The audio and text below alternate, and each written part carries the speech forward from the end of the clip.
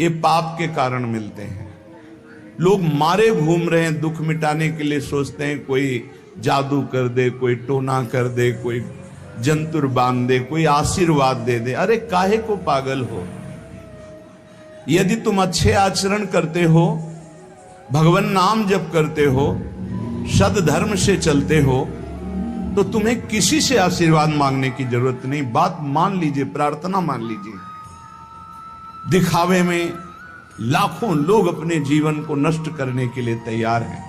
ये माया का ही तो दिखावा है जिसमें जन्म के जन्म हमारे नष्ट होते जा रहे हैं। सत्य मार्ग को क्यों नहीं पकड़ते हो? किसी के आशीर्वाद की जरूरत नहीं आपको आनंद प्राप्ति के लिए। आप आनंद के बच्चा हो, आनंद स्वरूप हो। जिनसे आशीर्वाद मांगते हो उनके अंदर जो आत्म तत्व बैठा है वो तुम्हारे अंदर बैठा है। वही संपूर्ण आनंद लिए तुम्हारे अंदर बैठा है। तुम्हें किसी से गिगियाने की जरूरत नहीं। बस तुम अपने स्वरूप को नहीं पहचान पा रहे हो, अपनी शक्ति को जागृत नहीं कर पा रहे हो, इसलिए तुम दौड़े घूम रहे हो। भागने की जरूरत नहीं है। सत्संग सुनो, उसे अपने आचरण में उतारो। ये बात आप कागज में लिख लो, चाहे दिमाग में लिख लो। जब तक आपके आचरण शुद्ध नहीं होंगे, जब तक आप भजन नहीं करोगे, जब तक आप दूसरों को सुख नहीं दोगे, मन वचन कर्म से किसी को भी दुख नहीं पहुंचाना, तब तक आप भागे। और यहां से लेकर ब्रह्मलोक तक अगर आपको सुख मिल जाए तो बता देना। आ ब्रह्म भुवनान लोकान पुनरावर्तिनो, अर्जुन यहां सुख मिलने वाला है। आ ब्रह्म स्तंभ पर्यंतम सर्वम मायामयम जगत, यहां सुख मिलने वाला है। अगर सुख सिंधु भगवान का भजन नहीं करेंगे, बैठ के अपने घर में बैठकर आधा घंटा भजन नहीं करेंगे, मारे घूम रहे हैं, सोच रहे हैं ये भगवान का अवतार है, हमारा कल्याण हो जाएगा। ए भाई, जब भगवान वास्तविक अवतार लिए और जो भजन नहीं किए उनका भी कल्याण नहीं हुआ। भगवान के अवतार के समय हम भी रहे होंगे कहीं ना कहीं, किसी जीव जंतु के कल्याण हुआ क्या? अब भजन करोगे तो कल्याण हो जाएगा। हमारी बात मान लो। बार बार आपको कभी कड़वे शब्दों में, कभी मीठे शब्दों में बताते हैं, ए भाई बचपन से भगवान के मार्ग में लगे हुए हैं, हमको अपना कर्म भोगना पड़ रहा है। जो शरीर रचना के समय रचा गया था वो सुखद या दुखद कर्म भोगना पड़ा। रामकृष्ण परमहंस जी के कैंसर था, भाई जी हनुमान प्रसाद पोद्दार जी के उदर में कैंसर था, बड़े बड़े महापुरुषों को भोगना पड़ा। तो प्रारब्ध को भोग लो। ये भोगने की सामर्थ्य नाम जप से आ जाएगी, और नाम जप करके जन्म मरण के चक्र से मुक्त हो जाओ। मान लो मेरी बात। क्या वृंदावन की परम पावन रज से बढ़कर त्रिभुवन में कोई रज है? इस रज में बैठकर तुम्हें आनंद नहीं मिल रहा तो कहां मिलेगा तुम्हें?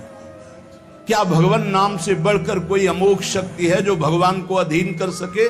सुमिर पवन सुत पावन नामो, अपने बस कर राखे रामो। लेकिन समझ में नहीं आता। ये जीव सोचता है कोई तपस्वी, कोई सिद्ध से हमारे दुख दूर हो जाए। नहीं, भगवान के वचन सुन लीजिए।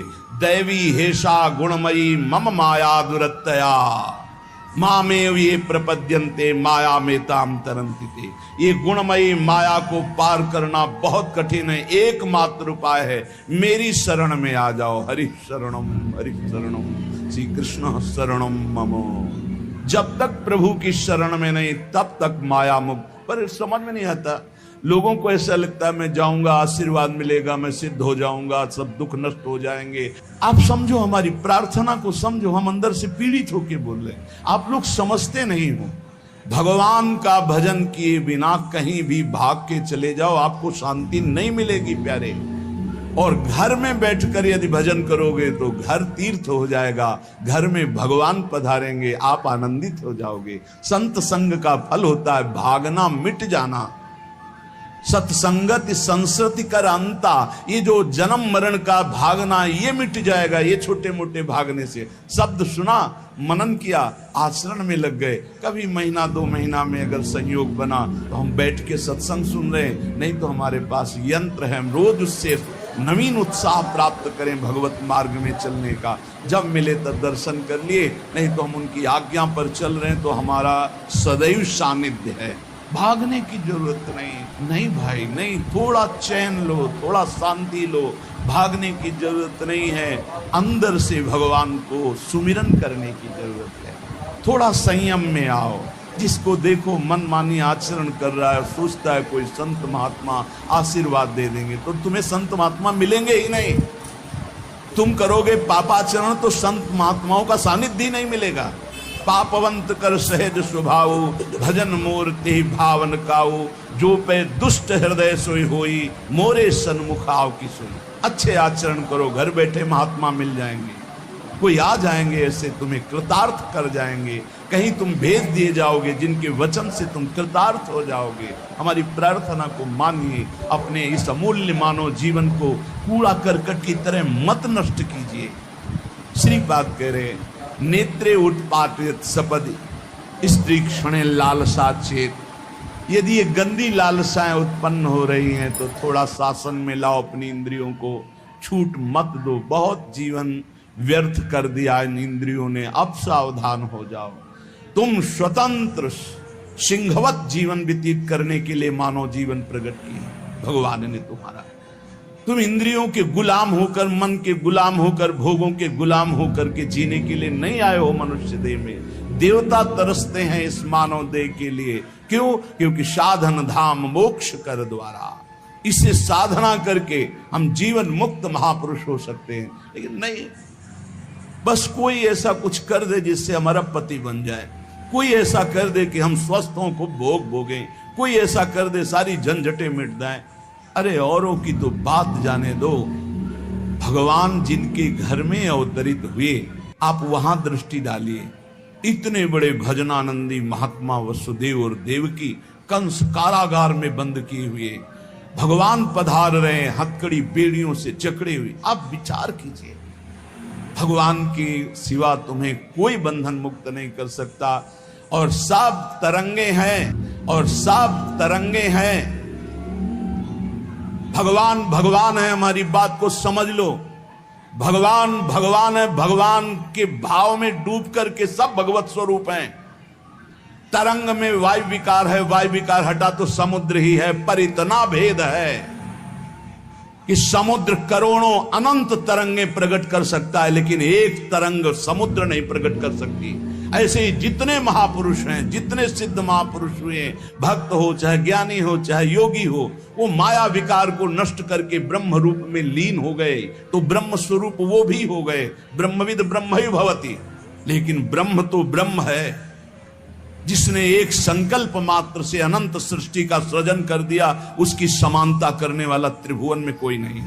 तो उन्हीं भगवान की, चाहे निराकार मानो, साकार मानो, सगुण मानो, निर्गुण मानो, उन्हीं भगवान की शरण में जाने के लिए सब संत महात्मा, और जो भगवान की शरण से अलग करके अपने को भगवान माने, तो हमें लगता है फिर बचना चाहिए ऐसे भगवानों से, जो अपने वचन से, अपने आचरण से, अपने हृदय की भावनाओं से जीवों के माया जनित आकर्षण को नष्ट करके श्री भगवान से प्रीति करावे। उसे संत कहते हैं, उसे ब्रह्मर्षि कहते हैं, उसे महात्मा कहते हैं, उसे भक्त कहते हैं। शास्त्र उठा के देख लो, ब्रह्म स्वरूप हो गए हैं। दूसरों ने अनुभव किया कि साक्षात ब्रह्म है, लेकिन वो जब बोले तो अपने को ब्रह्म नहीं बोले।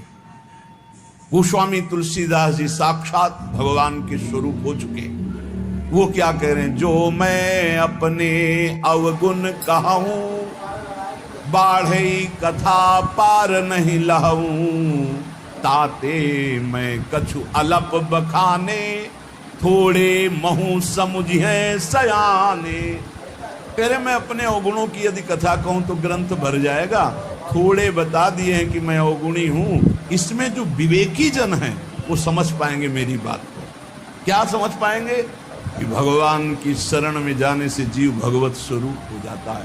गोस्वामी जी भगवत स्वरूप, सामने भगवान बैठे हुए सबरी माता का स्तवन कर रहे हैं नवधा भक्ति के द्वारा। और सबरी जी ऐसा कह रही, अधम ते अधम, अधम अति नारी, तिन माँ मैं मति मंद अघारी। ये है महापुरुष। भगवान के चरणारविंद की नाम की लीला कथा की वृत्ति हृदय में जिनके संग से जागृत हो, वही सत्संग है। हम लोग बड़े बावरे हैं। अरे तरंग कभी समुद्र प्रकट कर सकती है? सब तरंगे हैं, वायु विकार हटा, समुद्र हो गई, मुझे कोई इस पे संशय नहीं। बूंद अलग है तो बूंद है, और समुद्र में गिर गई तो समुद्र है, लेकिन बूंद समुद्र नहीं प्रकट कर सकती। ऐसी करोड़ों अनंत बूंदे समुद्र से, लहरों से ऐसे उठती रहती है, उनका नाम भगवान है, जिनसे अनंत महात्मा, अनंत ब्रह्म ऋषि, अनंत ब्रह्मांड सृजन, उन भगवान की शरण में जाने से इस माया से मुक्ति होती है। साहब समझ नहीं पा रहे। अरे जिनका नाम जप कर, जिनका चिंतन करके, जिनके आश्रय से जीव ब्रह्ममय हो जाता है, भगवत स्वरूप हो जाता है, वही तुम्हें करना है। यही सत्संग से प्राप्त होता है। अगर ये न प्राप्त हो तो सत्संग नहीं है, वो कहीं ना कहीं घुमा करके हमको भटकाया जा रहा है। भगवान भगवान है, वही सबके हृदय में है। जो हृदयस्थ भगवान में तन्मय हो गया, उसमें और भगवान में अंतर नहीं, बिल्कुल मुझे संशय नहीं। पर भगवान भगवान हैं, इतना समझना पड़ेगा। उनके स्थान में कोई नहीं है, उनके समान कोई नहीं है, फिर उनसे बड़ा कौन हो सकता है। ये भोले भाले जीव समझते नहीं, भागे घूम रहे। उन्हीं भगवान का नाम जप करो, चीख चीख के कहते हर प्रश्न का उत्तर नाम है। अगर नाम जप करके देखो तो प्रश्न ही नहीं रह जाएगा, सब समाधान हो जाएंगे। और भागे घूमे तो कभी प्रश्न की कभी शांति नहीं होगी, संशय पर संशय उठता चला जाएगा। श्रीपाद कह रहे हैं, यदि हमारी इंद्रियां कुमार्गगामी हो रही तो हमें शासन में लेना चाहिए। शासन में नहीं लोगे तो शासन तुम्हें शासन में ले लेगा। दो शासन है, एक है राष्ट्रीय शासन, एक है भागवतिक शासन। भागवतिक शासन जब लेगा तो फिर कोई बचा नहीं सकता, इसलिए अभी अवसर है, निकल चलो निकल चलो। भागने की कहीं जरूरत नहीं, किसी से आशीर्वाद नहीं मिलेगा। कब होगा? हम कह रहे राधा राधा जपो, अगर कल्याण ना हो जाए तो हमें बता दे। भगवान अर्जुन से क्या कह रहे हैं? सामने अर्जुन जी खड़े हैं, कह रहे हैं तुम मुझे तभी अनुभव कर पाओगे जब अनन्य चेता सततम यो माम स्मृति नित्य सा तस्याम सुलभा पार्थ। सामने खड़े हो, कह रहे सुलभ नहीं हूं मैं, सुलभ उनके लिए हूं जो मेरा अनन्य भजन करते हैं, अनन्य चिंतन कर। पकड़ी नहीं पा रहे, लाख सत्संग सुन रहे, पकड़ी नहीं पा रहे। बिल्कुल नहीं, ऐसे नहीं हो। थोड़ा विवेकवान हो, मनुष्य जीवन मिला है। ऐसा नहीं कि कोई तुम्हें प्रलोभन दे दे तो हम तुम्हारे रोग नष्ट कर देंगे, हम तुम्हें सिद्ध कर देंगे, हम तुम्हें धनी बना देंगे। हम कहते हैं कि हो सकता है 1000 जाते हैं, उनमें से 100 लोग ठीक हो गए हों। कैसे? पूर्व का पुण्य 100 का तुक्का लगा और ठीक हो गए। वो कहते हैं कि मैं कसम खा के कहता हूं मैं ठीक हो गया हूं। हम बिल्कुल 100% मानते ठीक हो गए, लेकिन उसके प्रताप से नहीं, आप अपने पुण्य प्रताप से ठीक हो गए। आपके ठीक होने का समय आ गया है, इसलिए आपका तुक्का लगा, आप गए, यश उसको मिल गया और आपका काम बन गया। हमारी बात को समझो। अपने लोग बहुत शास्त्र सम्मत, बहुत उसको सुलझ कर भगवत मार्ग को चल करके आपको बोल रहे हैं। अगर इन कर्मों को मिटाने के लिए जो हमारे शास्त्र बने हुए हैं उनके सिद्धांत के अनुसार चला जाए तो मिटा दिया जाएगा। लेकिन जब मिटाने की सामर्थ्य आती है तब लगता है अब इसको रख के क्या करेंगे, हमारे को तो प्रभु के पास जाना है, हमें तो दिव्य भाव देह प्राप्त है, हमें अपने स्वामी, अब इस शरीर का क्या करेंगे। तो जैसे सांप अपनी केचुल से संबंध नहीं रखता, ऐसे महापुरुष अपने शरीर से संबंध नहीं रखते।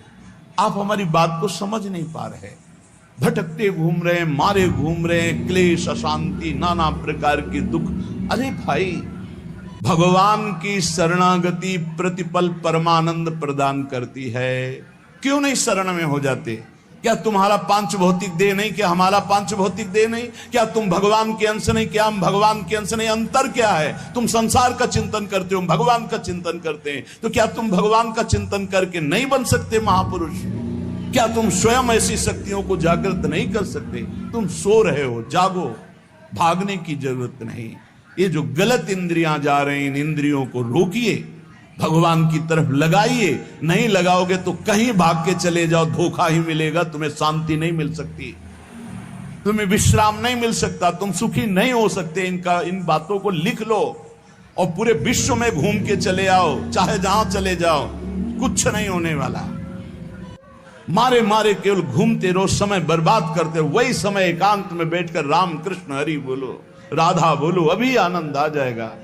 हम ये नहीं कहते कि तुम करोड़पति बन जाओगे, तुम्हारे सारे काम बन जाएंगे, लेकिन हम ये कहते हैं कि तुम्हारा हृदय शांत हो जाएगा, तुम्हारा भागम भाग मिट जाएगा, तुम एक गंभीर हो जाओगे, धैर्यवान हो जाओगे, तुम लड़ना सीख जाओगे दुखों से, तुम सुखों से भूल करके पापाचरण कर बैठे हो, दुखों में इतना तुम हो जाते हो कि अपने जीवन को भी नष्ट करने की सोच। ये सब भगवत विमुख जीव का लक्षण है।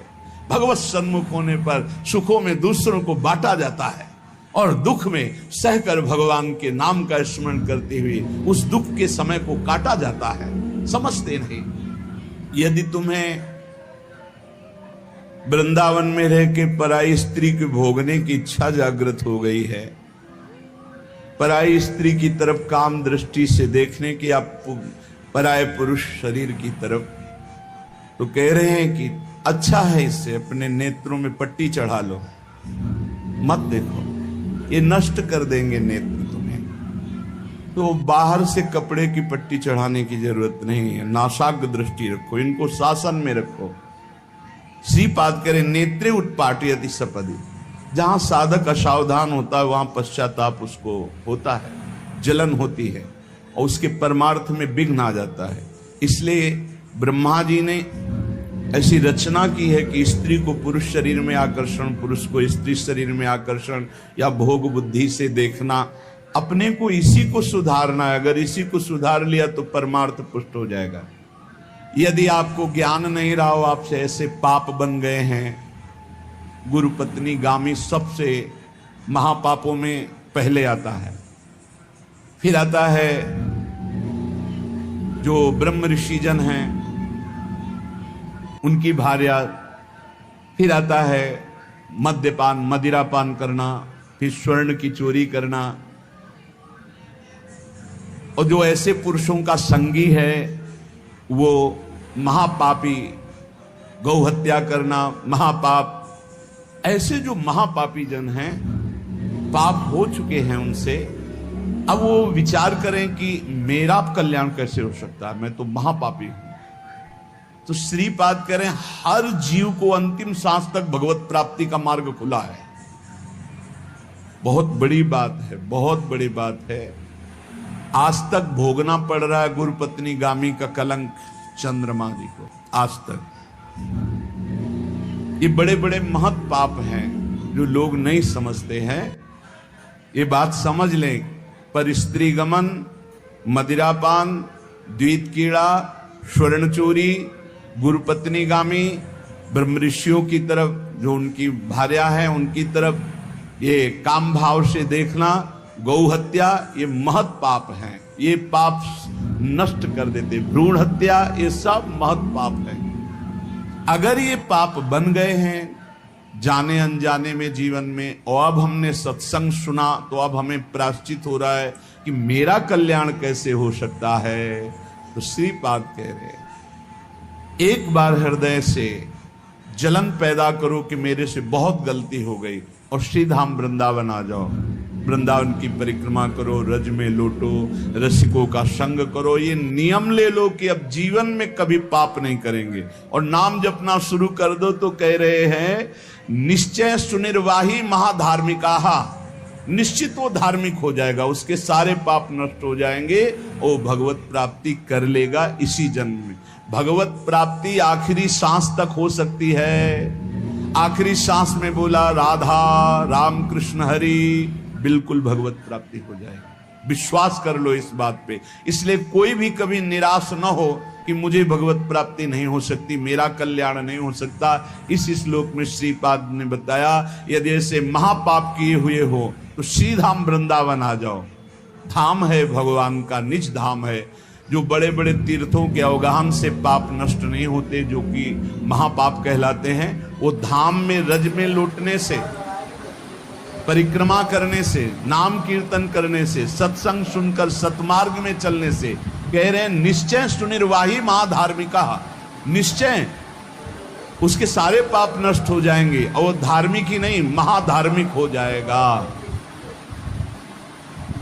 यदि ऐसा पुरुष है, ऊपर के श्लोक में जो बताया महापापी, अब कह रहे हैं अगर ऐसा पुरुष है कि कभी धर्म की चर्चा ही नहीं सुनी, जो सदैव अधर्म में ही ग्रस्त रहा है और इतना नीच है कि पापी लोग भी उसकी निंदा करते हैं। कुछ पाप ऐसे होते हैं जिनकी पापी लोग भी निंदा करते हैं।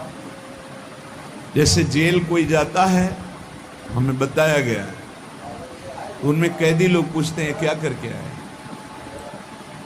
बताया गया कि भाई ये राष्ट्र रक्षा के लिए ऐसा ऐसा किया, पर अधिकार नहीं था, तो अनाधिकार चेष्टा में इसने अपने समाज की रक्षा के लिए ऐसे ऐसे किसी ऐसे उपद्रवी को मारा।